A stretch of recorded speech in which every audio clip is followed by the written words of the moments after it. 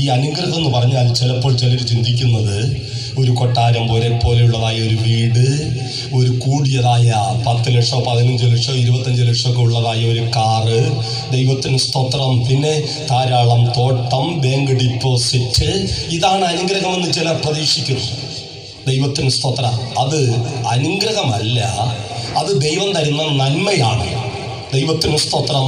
വലിയ വീടോ കൂടിയ കാറോ അല്ലെങ്കിൽ ബാങ്ക് ഡിപ്പോസിറ്റോ ധാരാളം തരമോ ഇതൊന്നും അനുഗ്രഹമല്ല.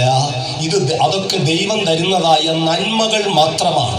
ദൈവത്തിന് സ്തോത്രം. അതെല്ലാം താൽക്കാലികമാണ്, അതെല്ലാം മായയാണ്. ദൈവത്തിന് സ്തോത്രം. അതെല്ലാം നശിച്ചു പോകുന്നതാണ്. എന്നാൽ അനുഗ്രഹം എന്ന് പറഞ്ഞാൽ എന്താ? അനുഗ്രഹം എന്ന് പറഞ്ഞാൽ ഒരു മാർക്കറ്റിൽ മേടിക്കുവാൻ കിട്ടാത്തത്, ദൈവത്തിന് സ്തോത്രം, ആർക്കും തരുവാൻ കഴിയാത്തത്, യേശുക്രിസ്തുവിലൂടെ സ്വന്തമാക്കുന്നതായ ആ സമാധാനവും ആ സന്തോഷവും ആ ജീവനുള്ള പ്രത്യാശയും ആ ദൈവിക അനുഗ്രഹങ്ങളുമാണ് ദൈവികമായ അനുഗ്രഹം എന്ന് പറയുന്നത്. ദൈവത്തിന് സ്തോത്രം.